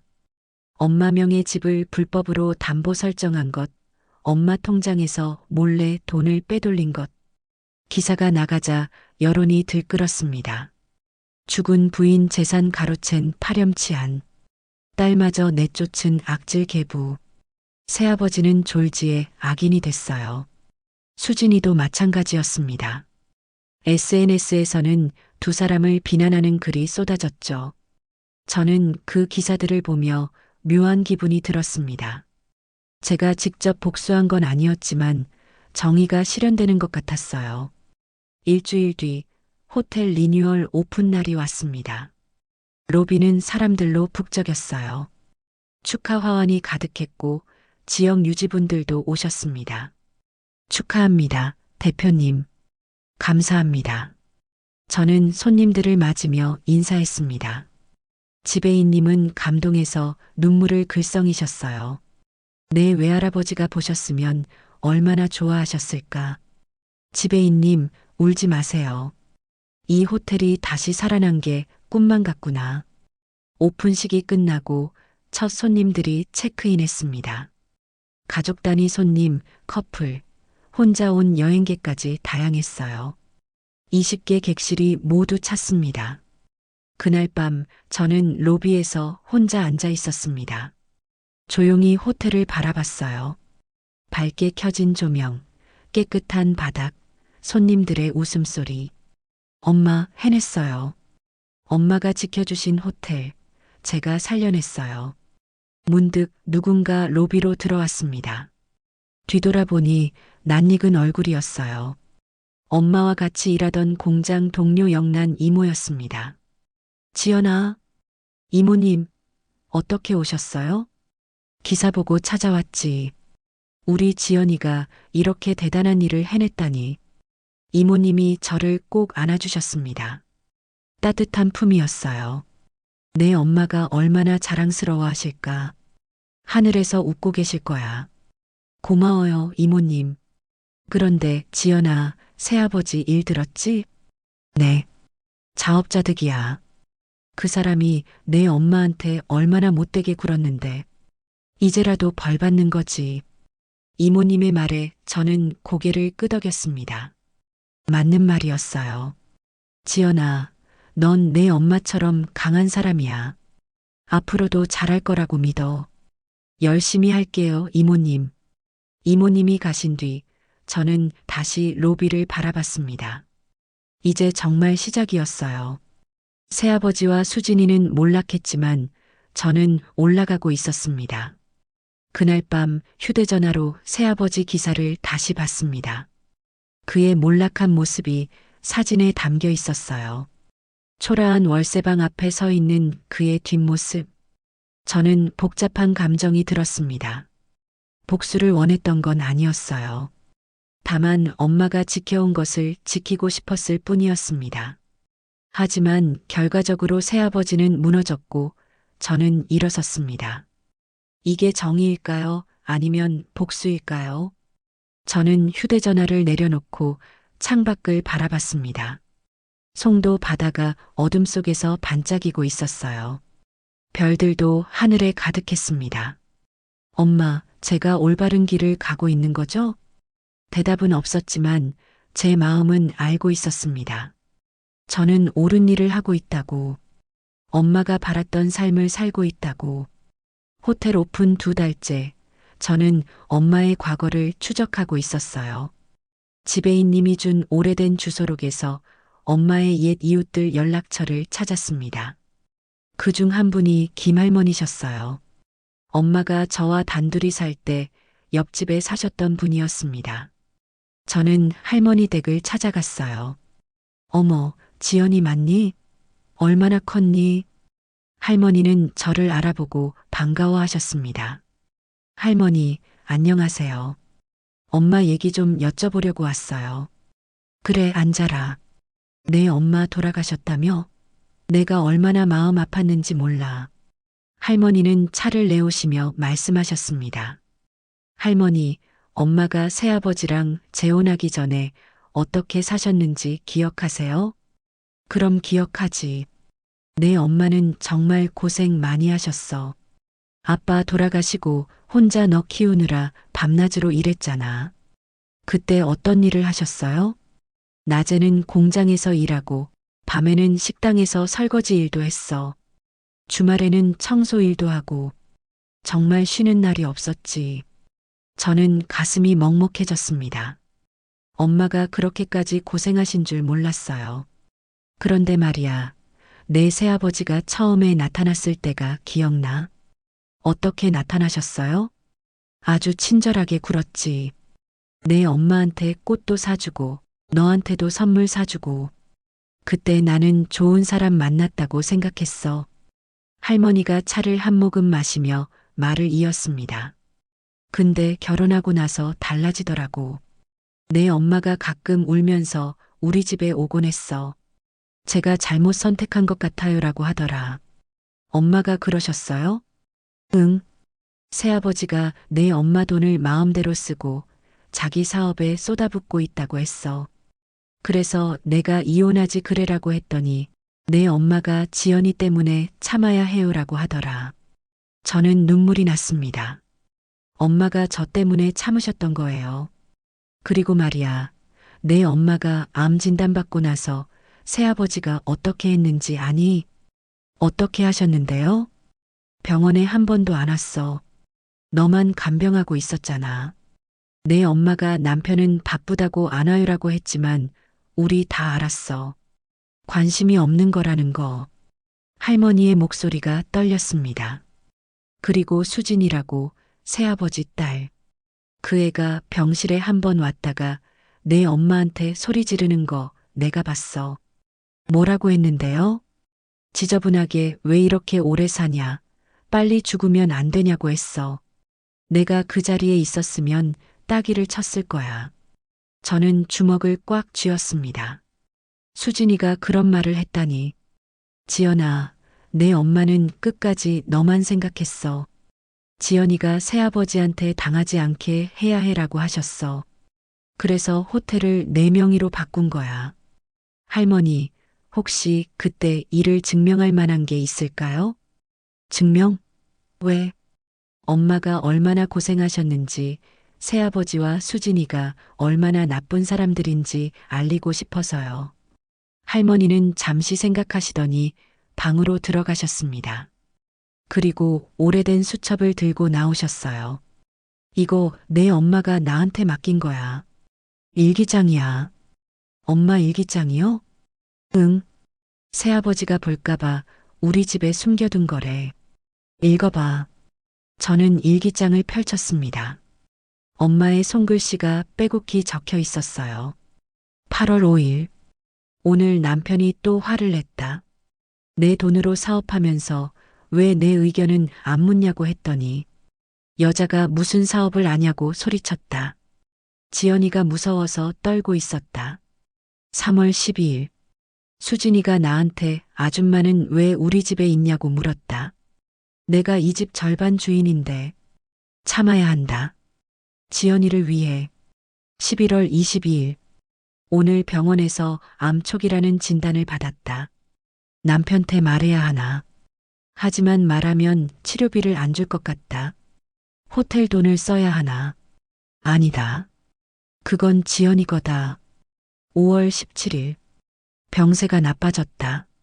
시간이 얼마 안 남은 것 같다. 지연아, 엄마 미안해. 엄마가 너를 제대로 지켜주지 못해서. 하지만 호텔만큼은 꼭 지킬게. 그게 엄마가 너한테 줄 수 있는 전부야. 저는 일기를 읽으며 울었습니다. 엄마가 얼마나 힘들었을지, 얼마나 외로웠을지. 할머니, 이 일기장 제가 가져가도 될까요? 그럼. 내 엄마 거니까 내가 가져가야지. 고맙습니다, 할머니. 저는 일기장을 가슴에 안았습니다. 다음으로 저는 엄마가 입원했던 병원을 찾아갔습니다. 간호사실에서 엄마를 담당했던 간호사를 만났어요. 어머니를 기억하시나요? 박은주 씨요? 물론이죠. 그분은 정말 강한 분이셨어요. 어떤 점에서요? 병세가 심각했는데도 항상 웃으시려고 하셨어요. 그리고 딸 자랑을 많이 하셨죠. 우리 지연이가 출판사 다닌다고, 우리 지연이가 효녀다고. 간호사의 눈가가 붉어졌습니다. 그런데 남편분은 거의 안 오셨어요. 그래서 안타까웠어요.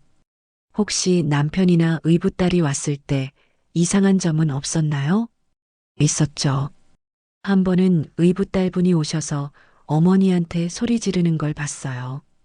빨리 죽어야 우리도 편하다고 하더라고요. 그런 말을요? 네. 그래서 제가 제지했어요. 그랬더니 그분이 상관하지 말라고 하더라고요.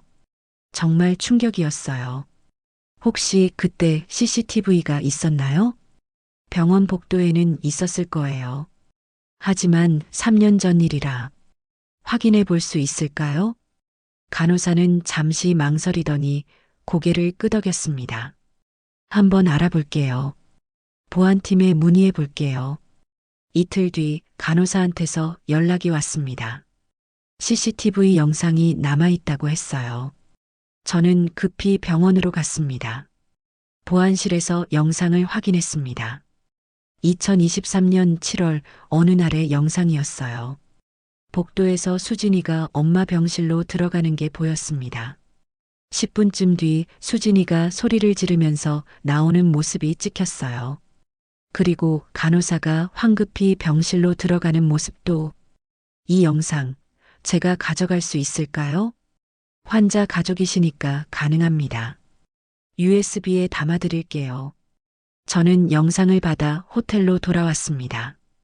그리고 민지를 불렀어요. 민지야, 이거 봐. 영상을 보여주자 민지가 분노했습니다. 이 영상을 공개하려고. 공개? 어디에? 인터넷에. 사람들이 알아야 해. 수진이와 새아버지가 얼마나 나쁜 사람들인지. 하지만 지연아, 그러면 너도 힘들어질 텐데. 괜찮아. 엄마를 위해서라면 할 수 있어. 민지는 제 손을 꼭 잡았습니다. 그래, 내가 도와줄게. 우리는 영상을 편집했습니다. 그리고 SNS에 올렸어요. 제목은 죽어가는 계모에게 했던 말이었습니다. 영상에는 자막을 달았습니다. 암말기 환자였던 제 어머니께 의붓 여동생이 했던 말. 빨리 죽어야 우리도 편하다. 영상은 순식간에 퍼졌습니다. 조회수가 10만을 넘었고 100만을 넘었어요. 댓글에는 분노가 쏟아졌습니다. 인간이 어떻게 저럴 수가. 수진이 완전 악마네. 새아버지도 같이 벌 받아야 해. 수진이의 SNS는 폐쇄됐습니다. 새아버지도 숨어버렸어요. 언론에서도 이 사건을 다뤘습니다. 의붓딸의 충격적인 폭언, 암환자 학대 논란, 죽어가는 계모를 모욕한 20대 여성, 여론은 완전히 제 편이었습니다. 사람들은 엄마를 동정했고 저를 응원했어요. 며칠 뒤 수진이한테서 전화가 왔습니다. 언니, 제발 영상 내려줘. 싫어. 언니, 나 때문에 아빠가 더 힘들어하고 있어. 제발. 내가 엄마한테 한 짓 생각해봐. 이 정도는 아무것도 아니야. 언니, 나 잘못했어. 진짜 잘못했어. 제발. 늦었어, 수진아. 넌 이미 벌 받고 있어. 저는 전화를 끊었습니다. 가슴이 시원했지만 동시에 씁쓸했어요. 그날 밤 저는 엄마 사진을 보며 말했습니다. 엄마, 제가 해냈어요. 엄마를 괴롭힌 사람들, 이제 벌 받고 있어요. 하지만 엄마는 대답하지 않으셨습니다. 단지 사진 속에서 미소 짓고 계실 뿐이었어요. 저는 문득 이게 옳은 일인지 고민됐습니다. 복수가 제게 평화를 가져다 줄까요? 아니면 더 큰 공허함만 남길까요? 그 답은 아직 알 수 없었습니다. 호텔 로비에서 새아버지와 마주한 순간 저는 더 이상 두렵지 않았어요. 영상 공개 후 석 달이 지난 어느 날 아침이었습니다. 새아버지는 완전히 달라져 있었습니다. 머리는 허옇게 새고 얼굴은 야위었어요. 옷도 헐렁하게 늘어져 있었고 눈빛은 초점을 잃은 것 같았습니다. 지연아. 그의 목소리는 힘없이 떨렸습니다. 무슨 일로 오셨어요? 저는 차갑게 물었습니다. 지배인님이 제 옆에 서서 경계하는 눈빛으로 새아버지를 바라봤어요. 나 파산 보호 신청했어. 법원에서 받아줬어. 새아버지가 서류 뭉치를 꺼냈습니다. 파산 선고 결정문이었어요. 그게 저랑 무슨 상관인데요? 지연아, 제발. 마지막으로 부탁 하나만 들어줄 수 없겠니? 또 돈 달라고 하시는 건 아니겠죠? 아니야. 돈은 아니고. 그냥 내 엄마한테 용서를 구하고 싶어서. 저는 비웃었습니다. 엄마는 안 계신데 누구한테 용서를 구하시려고요? 너한테. 내 엄마 대신 너한테 용서를 구하고 싶어. 새아버지가 무릎을 꿇었습니다. 50대 중반의 남자가 로비 바닥에 무릎을 꿇는 모습. 지나가던 손님들이 놀라서 쳐다봤어요. 일어나세요. 창피하게.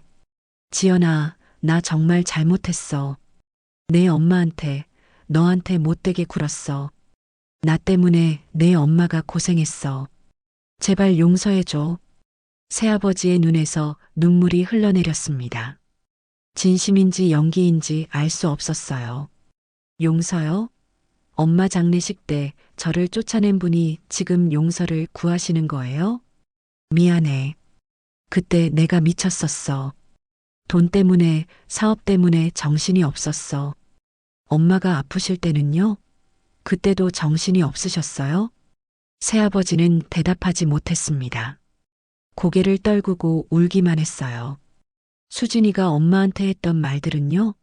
빨리 죽어라고 했을 때 어디 계셨어요? 그건 나도 몰랐어.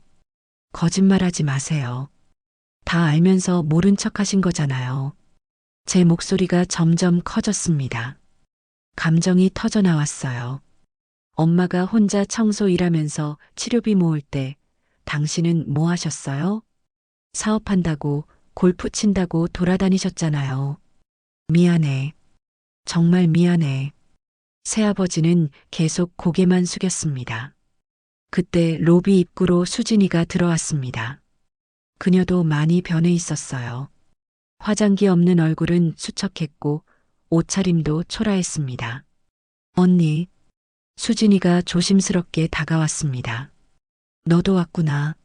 언니 미안해. 정말 미안해. 수진이도 무릎을 꿇었습니다. 부녀가 나란히 무릎 꿇고 있는 모습이 한심해 보였어요. 일어나. 창피하잖아. 언니, 나 정말 반성하고 있어. 내가 얼마나 나쁜 짓을 했는지 이제야 알았어. 지금 알아서 뭐해? 언니, 제발 용서해줘. 나 지금 너무 힘들어. 연예계에서도 쫓겨났고 친구들도 다 떠났어. 제발. 수진이가 울먹였습니다. 내가 힘들다고? 엄마는 얼마나 힘드셨을 것 같아? 알아. 다 알아. 내가 정말 나쁜 짓 했어. 저는 두 사람을 내려다봤습니다. 무릎 꿇고 용서를 구하는 그들을 보니 묘한 감정이 들었어요. 분노도 있었지만 동시에 허무함도 느껴졌습니다.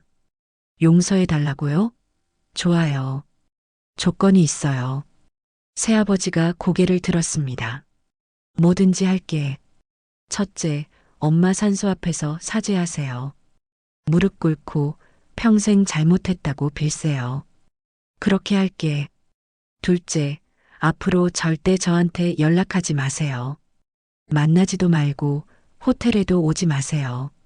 하지만 싫으면 말고요. 저는 돌아서려고 했습니다. 알았어. 알았어. 그렇게 할게. 새아버지가 다급하게 소리쳤습니다. 그리고 마지막. 엄마가 남긴 일기장이랑 병원 기록들 전부 언론에 공개할 거예요. 당신들이 엄마한테 무슨 짓을 했는지 세상이 다 알게 할 거예요. 그건 너무 심한 거 아니니? 심해요? 엄마한테 했던 것보다 심해요? 새아버지는 할 말을 잃었습니다. 싫으면 지금 당장 나가세요. 다시는 제 앞에 나타나지 말고. 알았어. 내가 원하는 대로 해. 새아버지가 일어섰습니다. 수진이도 따라 일어났어요. 언니, 우리 정말 반성하고 있어. 평생 속죄하며 살게. 그건 너희가 알아서 할 일이지 제가 상관할 바 아니에요. 두 사람은 고개를 숙이고 호텔을 나갔습니다. 뒷모습이 초라해 보였어요. 로비가 조용해졌습니다. 손님들은 제각각 자기 일을 하기 시작했고 지배인님이 제 어깨를 두드렸습니다. 잘했어, 지연아. 그런데 지배인님, 제가 너무 냉정한 걸까요? 아니야. 내가 해야 할 일을 한 거야. 저는 창밖을 바라봤습니다. 새아버지와 수진이가 버스 정류장 쪽으로 걸어가고 있었어요. 옛날에는 고급차를 타고 다니던 사람들이었는데 그날 오후 저는 엄마 산소에 갔습니다. 새아버지와 수진이가 먼저 와 있었어요. 무릎을 꿇고 절을 하고 있었습니다. 저는 멀찍이 서서 지켜봤습니다. 새아버지가 엄마 사진 앞에서 말하는 게 들렸어요. 은주야, 미안해. 내가 정말 못된 짓을 많이 했어. 너한테도 지연이한테도 용서해줘. 제발 용서해줘. 그의 목소리는 진심으로 들렸습니다. 수진이도 울고 있었어요. 엄마, 제가 정말 죄송해요. 제가 너무 나쁜 짓을 했어요. 용서해 주세요. 두 사람은 1시간 넘게 그렇게 있었습니다. 저는 멀리서 지켜보다가 조용히 떠났어요. 호텔로 돌아와서 저는 엄마가 남긴 자료들을 정리했습니다. 일기장, 병원 기록, CCTV 영상. 이 모든 걸 정리해서 출판사에 보내기로 했어요. 민지가 연락해준 출판사 편집자가 관심을 보였습니다. 이 이야기 책으로 만들면 좋을 것 같아요. 딸이 본 엄마의 삶 이런 콘셉트로요. 책이요? 네. 요즘 이런 가족 이야기가 인기거든요. 독자들이 공감할 거예요. 저는 고민했습니다. 엄마의 이야기를 세상에 공개하는 게 맞을까요? 하지만 결심했습니다. 엄마처럼 고생하는 사람들이 엄마의 이야기를 보고 힘을 얻을 수 있다면, 그렇다면 공개하는 게 맞다고 생각했어요. 좋아요. 책으로 만들어주세요. 감사합니다. 좋은 책 만들게요. 그날 밤 저는 엄마 사진을 보며 말했습니다. 엄마, 제가 옳은 선택을 한 건가요? 그 사람들을 용서해야 하는 건가요? 아니면 끝까지 벌을 줘야 하는 건가요? 사진 속 엄마는 여전히 미소 짓고 계셨습니다. 대답은 없었지만 저는 엄마의 마음을 알 것 같았어요. 엄마는 복수를 원하지 않으셨을 거예요. 다만 제가 상처받지 않고 당당하게 살길 바라셨을 겁니다. 그렇다면 저도 이제 놓아줄 때가 된 걸까요? 새아버지와 수진이를, 그 분노와 원망을 아직은 확신할 수 없었습니다. 하지만 조금씩 천천히 그렇게 가고 있는 것 같았어요. 엄마는 당신이 달라지길 바랐어요. 하지만 스스로 무너졌군요. 저는 병실 침대 옆에 앉아서 새아버지를 내려다봤습니다. 책 출판 후 석 달이 지난 늦가을이었어요. 병원에서 연락이 왔습니다. 새아버지가 쓰러져서 입원했다고. 병실은 작고 초라했습니다. 4인실이 아니라 6인실이었어요. 새아버지는 창가 침대에 누워 있었습니다. 지연아, 왔구나. 그의 목소리는 더 약해져 있었습니다. 무슨 병이세요? 심장이야.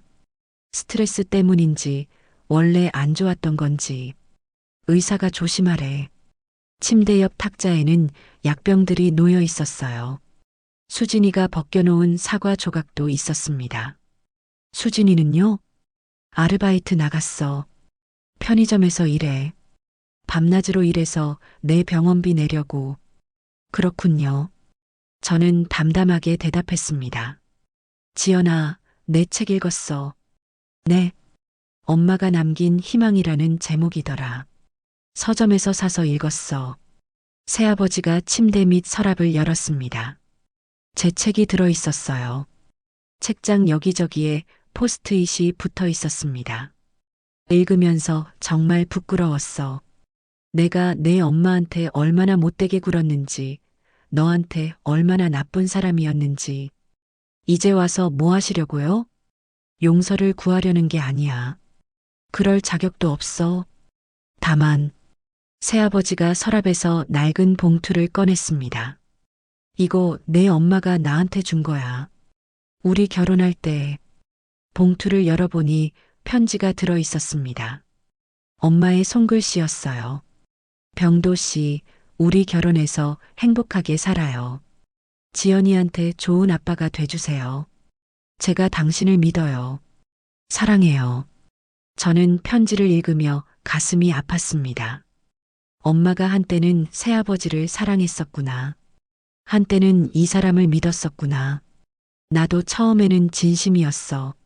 내 엄마를 정말 사랑했고 너한테도 잘해주고 싶었어. 그런데 욕심이 생긴 거죠. 맞아. 사업 욕심, 돈 욕심. 그게 날 망쳤어. 내 엄마도, 너도, 수진이도 다 망쳤어. 새아버지의 눈에서 눈물이 흘렀습니다. 이번에는 진짜 같았어요. 지연아, 나 곧 죽을 것 같아. 의사가 뭐래요? 심장이 많이 안 좋대. 수술해야 하는데 돈이 없어서 못하고 있어. 수술비가 얼마나 드는데요? 2천만 원. 큰 돈이지. 수진이가 모으려고 하는데 1년은 걸릴 거야. 그때까지 내가 버틸 수 있을지 모르겠어. 저는 아무 말도 하지 않았습니다. 도와줘야 하나 말아야 하나. 지연아, 도와달라는 게 아니야. 그냥 내 엄마한테 전해줄 말이 있어서. 뭔데요? 내 엄마한테 정말 미안하다고. 그리고 사랑했다고. 비록 제대로 표현하지 못했지만 진심으로 사랑했다고. 새아버지가 제 손을 잡으려 했습니다. 저는 손을 빼지 않았어요. 따뜻하지도 차갑지도 않은 손이었습니다. 그리고 지연아, 너한테도 미안해. 내가 엄마 닮아서 정말 자랑스러워. 내가 제대로 된 아버지 노릇을 못해서 미안해. 저는 당신 딸이 아니에요. 알아. 하지만 13년 동안 가족이었잖아. 비록 나쁜 가족이었지만 저는 한참을 아무 말도 하지 못했습니다. 가슴속이 복잡했어요. 지연아, 내가 부탁 하나만 해도 될까? 뭔데요? 내가 죽으면 내 엄마 옆에 묻어줄 수 있을까? 멀리 떨어진 곳에라도 좋아. 그냥 같은 공원묘지에만 있으면 돼. 그건 안 되면 괜찮아. 너무 뻔뻔한 부탁이란 거 알아. 저는 창밖을 바라봤습니다. 가을 낙엽이 바람에 날리고 있었어요. 생각해 볼게요. 고마워, 지연아. 그때 병실 문이 열리고 수진이가 들어왔습니다. 편의점 유니폼을 입고 있었어요. 손에는 도시락 봉지를 들고 있었습니다. 언니, 수진이가 놀라서 저를 봤습니다. 왔었어? 응, 잠깐 들렀어. 언니, 아빠 많이 안 좋으시지? 수술해야 하는데. 수진이의 눈가가 붉어졌습니다. 너 힘들겠다. 괜찮아. 내가 해야 할 일이야. 예전에 내가 얼마나 나쁜 짓을 했는지 아니까. 수진이는 새아버지 옆에 앉아서 도시락을 꺼냈습니다. 김밥과 과일이 담긴 소박한 도시락이었어요. 아빠, 드세요. 편의점에서 할인받았어요. 고맙다, 수진아.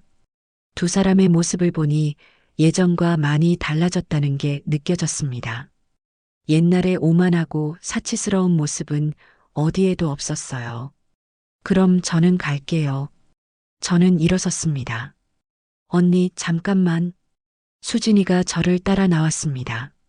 뭐? 언니, 부탁이 있어. 또 돈 얘기면 듣기 싫어. 아니야. 돈 얘기는 아니고. 그냥 가끔 아빠 병문안 와줄 수 있어? 아빠가 언니 보고 싶어 하셔. 언니, 우리 아빠 정말 반성하고 있어. 매일 울면서 후회하고 계셔. 제발. 수진이가 고개를 숙였습니다. 예전의 거만한 모습은 온데간데 없었어요. 생각해 볼게. 고마워, 언니. 정말 고마워. 저는 병원을 나왔습니다. 가을바람이 차갑게 불었어요. 호텔로 돌아와서 저는 지배인님께 상황을 말씀드렸습니다. 지연아, 내 마음은 어때? 모르겠어요. 도와줘야 할 것 같기도 하고, 그냥 내버려둬야 할 것 같기도 하고, 내 엄마라면 뭐라고 하셨을 것 같니? 엄마는 용서하셨을 것 같아요. 엄마는 원래 그런 분이셨으니까. 그럼 답은 정해진 거 아니니? 저는 고개를 끄덕였습니다. 다음 날 저는 은행에 갔습니다. 그리고 2천만 원을 찾았어요. 병원으로 가서 원무과의 새아버지 수술비를 납부했습니다. 환자분 보호자세요? 아니요. 그냥 아는 사람이에요. 명의는 어떻게 할까요? 익명으로 해주세요. 수술은 일주일 뒤에 예정됐습니다. 저는 수술 당일에 병원에 가지 않았어요. 대신 멀리서 기도했습니다. 수술은 성공했다고 수진이한테서 문자가 왔습니다. 언니, 아빠 수술 잘 끝났어. 누가 수술비를 익명으로 내줬대. 혹시 언니야? 정말 고마워. 평생 잊지 않을게. 저는 답장하지 않았습니다. 한 달 뒤 새아버지가 퇴원했습니다. 그리고 호텔로 편지를 보내왔어요. 지연아, 내가 수술비를 내준 거 알아. 어떻게 고마움을 표현해야 할지 모르겠어. 넌 정말 내 엄마를 닮았어. 착하고 강한 사람이야. 나는 내 엄마에게 부끄럽지 않은 사람이 되려고 노력할게. 비록 늦었지만 고맙다, 정말 고맙다. 저는 편지를 읽고 서랍에 넣었습니다. 그리고 엄마 사진을 봤어요. 엄마, 제가 잘한 건가요? 사진 속 엄마는 여전히 미소 짓고 계셨습니다. 이번에는 그 미소가 제게 대답을 주는 것 같았어요. 잘했어, 지연아. 넌 옳은 선택을 했어. 저는 미소 지었습니다. 가슴 한쪽이 가벼워지는 느낌이었어요. 용서는 상대방을 위한 게 아니었습니다. 저를 위한 거였어요. 분노와 원망에서 벗어나 평화롭게 살기 위한 선택이었죠. 엄마가 바랐던 건 복수가 아니라 사람들에게 기회를 주는 삶이었습니다. 제 목소리가 호텔 로비에 울려 퍼졌습니다. 호텔 정식 리뉴얼 1주년 기념식이었어요. 100여 명의 하객이 모였고 지역 언론도 왔습니다. 로비 한쪽에는 엄마의 추모벽이 마련돼 있었습니다. 엄마의 사진과 함께 엄마가 남긴 말씀들이 액자에 담겨 있었어요. 지연아, 내가 행복했으면 좋겠어. 이 호텔이 너의 희망이 되길. 강하게 살아라, 우리 딸. 추모벽 앞에는 작은 책상이 놓여 있었습니다. 그 위에 장학기금 안내문이 있었어요. 박은주 장학기금. 1년 동안 호텔 수익의 10%를 모아서 만든 기금이었습니다. 3천만 원. 어려운 환경에서 공부하는 학생들을 돕기 위한 돈이었어요. 어머니는 평생 고생하시면서도 다른 사람을 도우셨습니다. 공장 동료들이 어려우면 돈을 꾸어주시고 이웃이 아프면 병문안 가셨죠. 기념식에 참석한 공장 동료 이모님들이 눈물을 닦았습니다. 저는 엄마의 뜻을 이어가고 싶습니다. 이 호텔이 단순히 돈을 버는 곳이 아니라 사람들에게 희망을 주는 곳이 되길 바랍니다. 박수가 터져 나왔습니다. 저는 고개를 숙여 인사했어요. 기념식이 끝나고 첫 장학생 선발 결과를 발표했습니다. 3명의 학생이 선정됐어요. 편부모 가정, 조손 가정, 소년소녀 가장. 모두 어려운 환경이었지만 열심히 공부하는 학생들이었습니다. 축하합니다. 앞으로 1년 동안 학비를 지원해 드릴게요. 학생들이 감사 인사를 했습니다. 한 학생은 울먹이기까지 했어요. 정말 감사합니다. 이 돈으로 학원도 다니고 동생 학용품도 사줄 수 있어요. 제 가슴이 따뜻해졌습니다. 엄마가 이걸 보셨다면 얼마나 기뻐하셨을까요? 기념식 후 리셉션이 열렸습니다. 손님들이 음식을 먹으며 이야기를 나눴어요. 저는 사람들 사이를 돌아다니며 인사했습니다. 대표님, 정말 훌륭하세요. 이 나이에 호텔도 운영하고 장학기금까지. 대단해요. 칭찬을 들을 때마다 저는 겸손하게 고개를 숙였습니다. 제가 잘나서가 아니라 엄마 덕분이었으니까요. 리셉션 중간에 예상치 못한 손님이 왔습니다. 새아버지와 수진이었어요.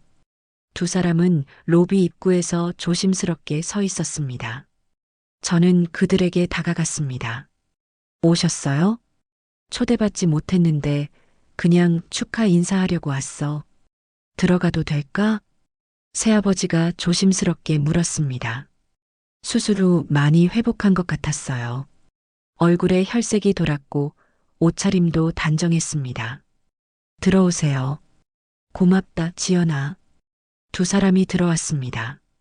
수진이가 작은 꽃다발을 건넸어요. 언니 축하해. 1주년 정말 축하해. 고마워. 저는 꽃다발을 받았습니다. 새아버지는 추모벽으로 걸어갔습니다. 엄마 사진 앞에 서서 한참을 바라봤어요. 은주야, 우리 딸 정말 훌륭하게 컸어. 내가 자랑스러워하겠다. 그의 목소리가 떨렸습니다. 미안해, 정말 미안해. 내가 내게 잘못했어. 새아버지가 고개를 숙였습니다. 수진이도 옆에 서서 함께 묵념했어요. 저는 멀찍이 서서 그 모습을 지켜봤습니다.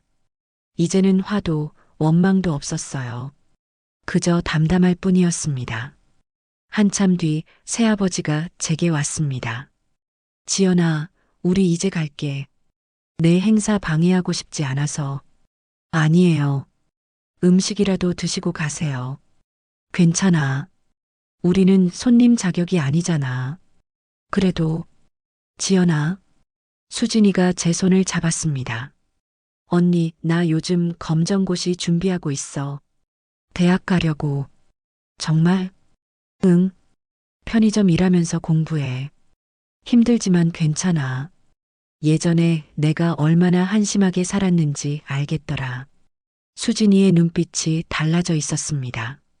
예전의 건방진 모습은 없었어요. 잘하고 있네. 언니 덕분이야. 언니가 나한테 현실을 보여줬잖아. 그래서 정신 차렸어. 앞으로도 열심히 해. 응, 열심히 할게. 언니처럼 멋진 사람 되고 싶어. 두 사람이 떠난 뒤 민지가 다가왔습니다. 지연아, 너 정말 변했다. 뭐가? 예전 같았으면 그 사람들 못 들어오게 했을 텐데. 이제는 여유가 생겼네. 그냥, 이제는 괜찮아. 더 이상 미워하고 싶지 않아. 그게 진짜 강한 거야, 지연아. 민지가 제 어깨를 두드렸습니다. 리셉션이 끝나고 저는 옥상으로 올라갔습니다. 송도 바다가 저녁 노을에 물들어 있었어요. 아름다운 풍경이었습니다. 지배인님이 올라오셨습니다. 여기 있었구나. 네, 잠깐 바람 쐬려고요. 오늘 정말 수고 많았어. 지배인님 덕분이에요. 아니야. 다 내가 한 거야. 내 외할아버지도 엄마도 정말 자랑스러워 하실 거야. 지배인님의 눈가가 촉촉해졌습니다. 지배인님, 제가 여쭤볼 게 있어요. 뭐니? 엄마는 행복하셨을까요? 힘든 일도 많았는데. 지배인님이 잠시 생각하셨습니다. 행복했을 거야. 내가 있었으니까. 내 엄마는 항상 말씀하셨어. 지연이가 제 행복이에요라고. 그랬어요? 응.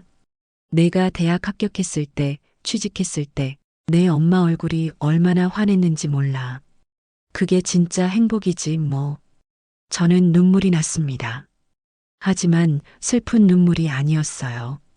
감사한 눈물이었습니다. 지배인님, 앞으로도 계속 도와주실 거죠? 물론이지. 내가 늙어서 못할 때까지 도와줄게. 감사해요, 정말. 해가 지고 별이 뜨기 시작했습니다. 송도 바다의 파도 소리가 들려왔어요. 저는 별을 보며 엄마를 생각했습니다. 엄마는 저 별 중 하나가 됐을까요? 저를 지켜보고 계실까요? 엄마, 저 잘하고 있죠? 엄마가 남겨주신 호텔 잘 지키고 있어요. 그리고 더 많은 사람들한테 희망 주는 곳으로 만들 거예요. 바람이 불어왔습니다. 마치 엄마가 대답하는 것 같았어요. 잘하고 있어, 지연아. 엄마가 정말 자랑스러워. 저는 미소 지었습니다. 1년 전 저는 모든 걸 잃었다고 생각했습니다. 엄마도 집도 미래도. 하지만 지금 돌아보니 저는 가장 소중한 걸 얻었습니다. 엄마의 사랑, 엄마의 용기, 그리고 스스로 설 수 있는 힘. 호텔은 날마다 손님들로 북적였습니다.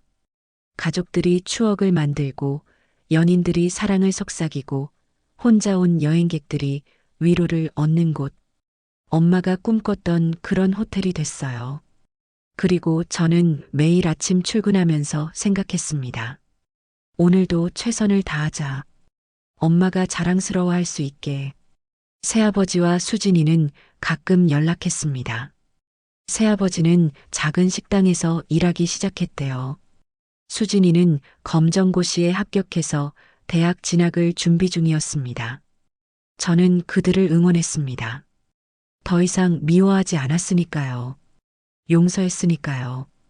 그게 엄마가 바랐던 삶이었으니까요.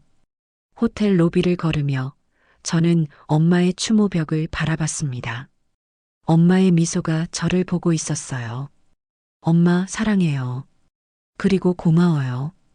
엄마가 지켜주신 이 호텔로 저도 누군가를 지켜줄 거예요. 엄마처럼 강하게, 엄마처럼 따뜻하게. 로비에 손님들의 웃음소리가 들렸습니다. 따뜻한 조명이 공간을 채웠어요. 이곳은 단순한 호텔이 아니었습니다. 엄마의 사랑이 담긴 곳, 제 꿈이 자라는 곳, 그리고 많은 사람들에게 희망을 주는 곳. 송도 비치 호텔. 50년의 역사를 이어 이제는 새로운 이야기를 쓰고 있었습니다. 그리고 그 이야기의 주인공은 바로 저였습니다. 엄마가 남겨주신 희망을 이어받아 더 많은 희망을 만들어가는 저. 박지연. 이제 더 이상 누구의 딸도 누구의 의붓딸도 아니었습니다. 저는 그냥 저였어요. 당당하게 서 있는 제 인생의 주인공. 그리고 그게 엄마가 원했던 전부였습니다. 별이 총총한 밤하늘 아래 호텔의 불빛이 따뜻하게 빛났습니다. 새로운 하루가 끝나고 또 새로운 하루가 시작될 거예요. 엄마와 함께 저는 계속 걸어갈 겁니다. 오늘 이야기는 여기까지입니다. 끝까지 함께 해주신 분이 계시다면 잘 들었다고 댓글 하나만 남겨주세요. 그리고 이야기가 가슴에 남으셨다면 가족과 친구, 지인들에게 널리 공유해주세요. 누군가의 인생이 당신의 이야기일지도 모릅니다. 구독, 좋아요는 다음 이야기를 이어가는 큰 힘이 됩니다. 시청해주셔서 감사합니다.